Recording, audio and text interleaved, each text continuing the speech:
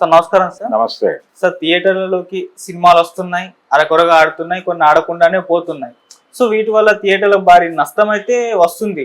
అయితే ఇప్పుడు రిలీజ్ లో ట్రెండ్ ఒకటి నడుస్తుంది కదా. సో స్టార్ హీరో సినిమాలు అన్ని కూడా రిలీజ్ అవుతున్నాయి, ఇవి కాస్త థియేటర్లను బతికిస్తున్నాయి అని చెప్పేసి అని అంటున్నారు సార్. ఎందుకంటే సినిమాలు ఆడకుంటే థియేటర్ల పరిస్థితి ఏ విధంగా ఉంటుందో మనకు తెలిసిందే. మరి ఇప్పుడు రిలీజ్ల మీదనే ఆధారపడి థియేటర్లు ఉన్నట్టుగా కనిపిస్తున్నాయి సార్. ప్రజెంట్ సిచ్యువేషన్ చూసుకుంటే ఏ సినిమా కూడా ప్రాపర్ గా ఆడట్లేదు, థియేటర్లలోకి ప్రేక్షకులు కూడా రాలేని సిచ్యువేషన్ మనం చూస్తున్నాం సార్. మరి దీన్ని ఏ విధంగా చూస్తారు సార్? అంటే థియేటర్కి జనాలని రప్పించటం అనేది సినిమా బాధ్యత అనుకుంటే, సినిమా ఒక్కటే సినిమా ప్లాట్ఫామ్ గా ఉన్న రోజుల్లో థియేటర్ ఒక్కటే సినిమా ప్లాట్ఫామ్ గా ఉన్న రోజుల్లో సినిమా చూడాలనుకుంటే ఖచ్చితంగా నడుచుకుంటూ నెమ్మదిగా థియేటర్ దగ్గరికి చేరేవాళ్ళు జనాలు. ఇప్పుడు సినిమా చూడాలి అనుకుంటే థియేటర్ ఒకటే ప్లాట్ఫామ్ కాదు, అనేక ప్లాట్ఫామ్స్ ఉన్నాయి.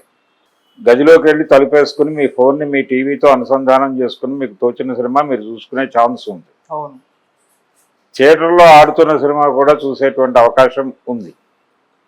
ఎందుకంటే ఏ సినిమా అయినా సరే షో ఎక్కడ పడ్డా కానీ, ఎర్లీ మార్నింగ్ 6 గంటలకు ఎక్కడైనా షో పడినా, లేదు తెల్లారుజామున 3 గంటలకు షో పడినా, షో అయిపోయిన అరగంటలో అది ఇంటర్నెట్లో ఏదో ఒక ప్లాట్ఫామ్ మీదకి వచ్చేస్తుంది. అది ఎవరు కాళ్ళు అడ్డం పెట్టినా చేతులు అడ్డం పెట్టినా ఆగట్లేదు, స్టిల్ రన్నింగ్.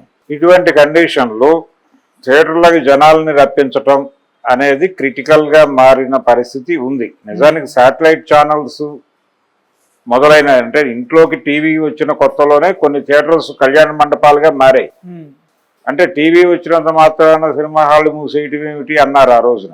అంటే ఇంట్లో సినిమా వస్తుంది కదా, ఆదివారం సినిమా వచ్చేటప్పుడు పైగా ఆదివారం సినిమాకే కళ్యాణ మండపాలుగా థియేటర్లు మారటం ఒక దశలో. ఆ తర్వాత ప్రైవేట్ ఛానల్స్ హవా మొదలైంది 94 ఆ ప్రాంతాల్లో. ఈటీవీ లాంటివి 94 ప్రాంతాల్లోనే మొదలైనప్పుడు వాళ్ళు రోజు సినిమా వేయటం మొదలుపెట్టారు. 2-3 ఛానల్స్ వచ్చాక ఈ ఛానల్లో ఒక సినిమా, ఆ ఛానల్లో ఒక సినిమా, ఇంకెందుకు వస్తారు జనాలు థియేటర్లకు అని చెప్పి చాలా చోట్ల టూరింగ్ థియేటర్లు ఇలాంటివి క్లోజ్ అయిపోయాయి. ఆ విధంగా ఒక అదర్ ప్లాట్ఫామ్ క్రియేట్ అయిన ప్రతి క్షణం థియేటర్ల క్రైసిస్లోకి వెళ్ళటం మనకు కనిపిస్తుంది. ఇప్పుడు నేరుగా జేబులోకే సినిమా వచ్చేసింది. పాత రోజుల్లో రేలంగి గారి పాట ఉంటుంది, జేబులో బొమ్మ అని. అలా జేబులో బొమ్మ రాజుపేద సినిమాలో పాట. కొసరాజు గారు ఇంత ముందు చూపుతో రాశాడా అనేది ఇప్పుడు అర్థమవుతుంది ఓటీటీలు వచ్చాక. అలా జేబులో బొమ్మ వచ్చేసింది. బొమ్మ జేబులోకి వచ్చేసిన తర్వాత థియేటర్ కిందకి వెళ్ళాలి. ఎవరి గదిలో వాళ్ళు కూర్చుని వాళ్ళ ఫోన్లో వాళ్ళు సినిమా చూసుకుంటారు. ఫోన్లో చూడటం చిరాకు అనిపిస్తే ఫోనుని టీవీతో అనుసంధానం చేసేటువంటి స్మార్ట్ టీవీలు వచ్చేసినాయి. స్మార్ట్ టీవీలు వచ్చాక నీకు పెద్ద తెర మీద చూడాలనుకుంటే పెద్ద తెర మీద చూస్తావు, లేదు ఇంకా పెద్ద తెర మీద చూడదలుచుకుంటే ఆ టీవీ ఎక్కడుందో చూసుకుని అక్కడికి వెళ్ళి నీ ఫోన్ని దానికి కనెక్ట్ చేసి చూసుకుంటావు. పోయిందేముంది, 2 గంటలు ఛార్జింగ్ పెడితే సినిమా వచ్చేస్తుంది కదా. ఎలాగూ జియో ఉంది, 500 GB 1 TB వరకు ఫోనుల్లోనే డేటా ఇస్తున్నారు.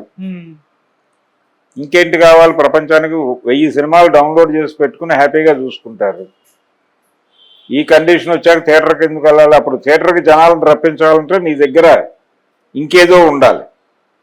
ఆ ఇంకేదో ఏమిటి అనేది రాజమౌళి గారు ఒక ఉపన్యాసం చేశాడు ఆ మధ్య. ప్రతి సినిమాని అద్భుత రసంలో తీయండి అంటే థియేటర్కల్ ఎక్స్పీరియన్స్ పొందాల్సి ఉంటుంది. ఆ మధ్య థియేటర్లో కూడా మార్పులు చేశారు. తెర మీద ఏదైనా ఒక యుద్ధ సన్నివేశం జరుగుతుంటే కుర్చీలు కదులుతాయి థియేటర్లో. అలాంటి ఒక టెక్నాలజీ వచ్చింది. అంటే మీరు కూడా ఆ సీన్లో ఉన్న అనుభూతి కలిగించటం. 3D ద్వారా ఒక ఎఫెక్ట్ వస్తుంది మీరు దానిలోకి వెళ్ళినట్టు. ఫిజికల్గా కూడా మీకు ఆ ఎక్స్పీరియన్స్ కలిగించడం అనేది టెక్నాలజీ వచ్చింది. ఆల్రెడీ మనం చూస్తున్నాం అలాంటి సినిమాలు. మ్యాట్రిక్స్లు ఇవన్నీ అలాగే ఆడినాయి. కాబట్టి ఇలా రకరకాల గిమ్మిక్కులు చేసి జనాలను థియేటర్కి రప్పించాలనేది ఒక ప్రయత్నం. ఇది మల్టీప్లెక్స్ వరకు ఓకే. మల్టీప్లెక్స్ ఆడియన్స్ వేరు. వాళ్ళు ఈ సమాజంలో వర్గాలు ఉన్నాయి.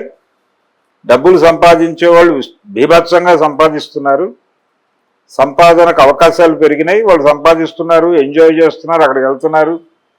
500 పెట్టి టికెట్ కొనటం పెద్ద ఇష్యూ కాదు.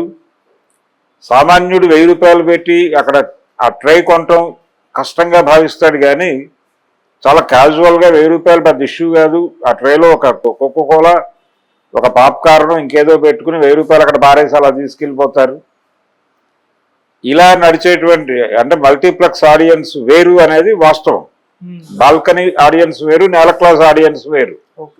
నేల క్లాసులో చెగోడీలు అమ్మును, బాల్కనీలో కేకులు అమ్మును అని చెప్పేవాళ్ళు ఆ రోజుల్లో.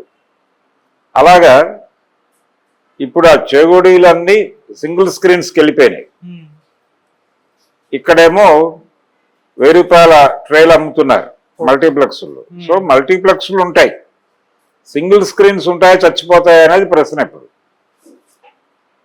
సింగిల్ స్క్రీన్ ఆడియన్స్ ని ఓటీటీలకు గెంటేసేటువంటి ప్రోగ్రామ్ ఒకటి నడుస్తోంది ఇండస్ట్రీలో. ఎందుకు జరుగుతోంది? తెలిసి చేస్తున్నారా తెలియక చేస్తున్నారా అంటే తెలియక మొదలైంది ఇది. అంటే సింగిల్ స్క్రీన్కి వెళ్ళే డబ్బులు పెట్టడానికి కూడా జనాలు ఇబ్బంది పడుతున్నారు అనే ఒక వాస్తవాన్ని గుర్తించాలి. గుర్తించి వాళ్ళకు ఒక నమ్మకం ఉండేది ఇంతకుముందు.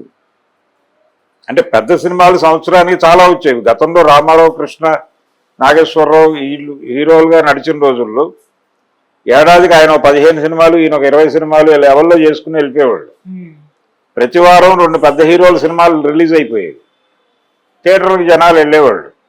కృష్ణ గారి సినిమా చూసావా, రామారావు సినిమా చూసావా, నేను నాగేశ్వరరావు సినిమా వచ్చిందంట కదా, ఇలా మాట్లాడుకునేవాళ్ళు.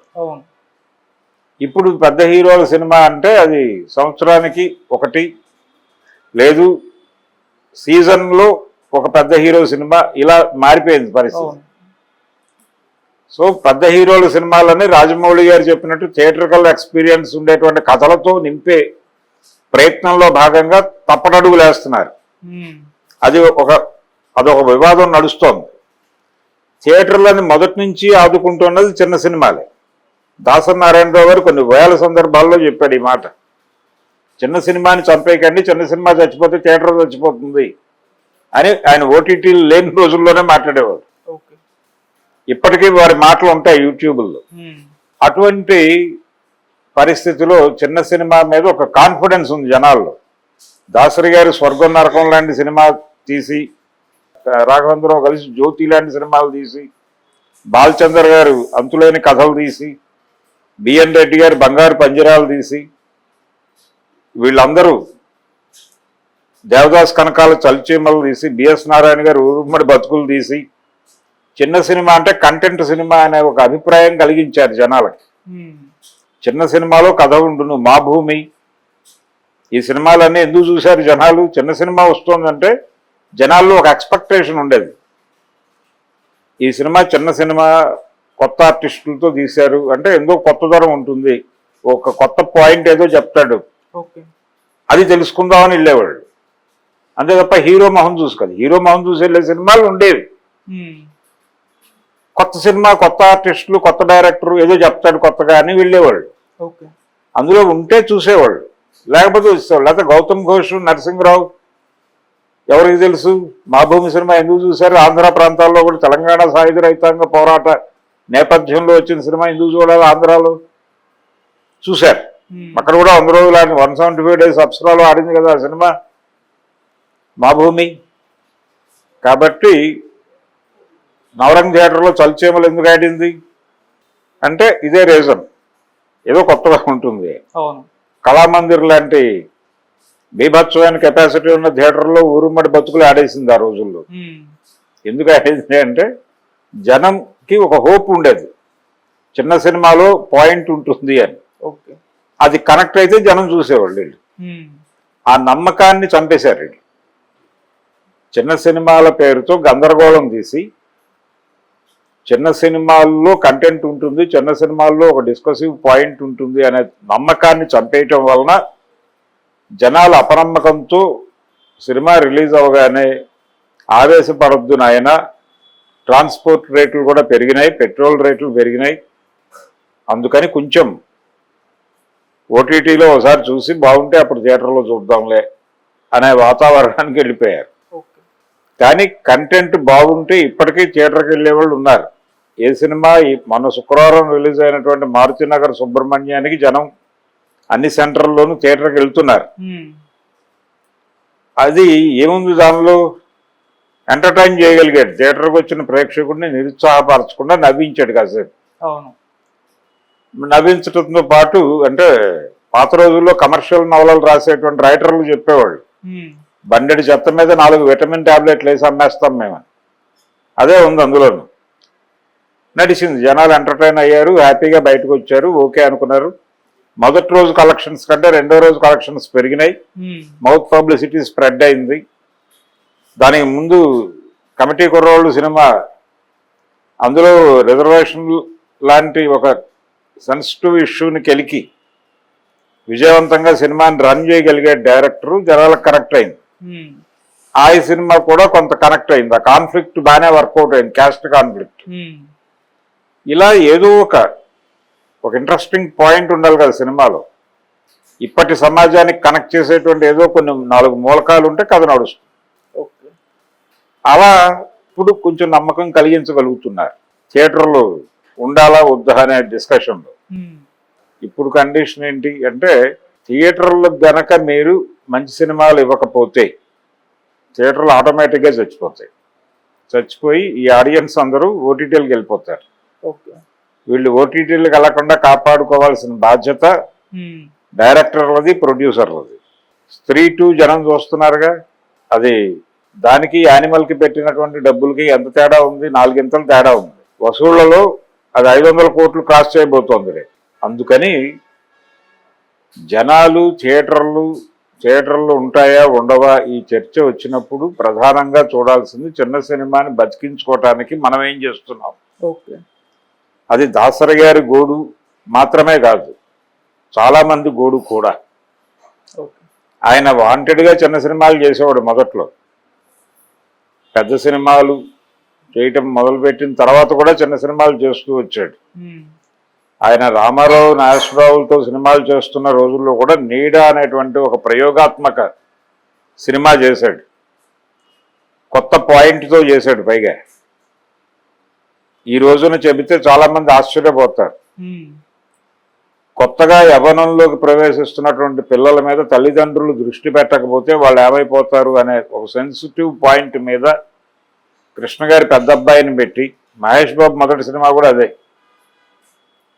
పెట్టి, బ్లాక్ అండ్ వైట్లో ఆయన సాంబశివరావు గారిని విజయవాడ ప్రొడ్యూసర్, చిన్న సినిమా చాలా సరదాగా తీశాడు.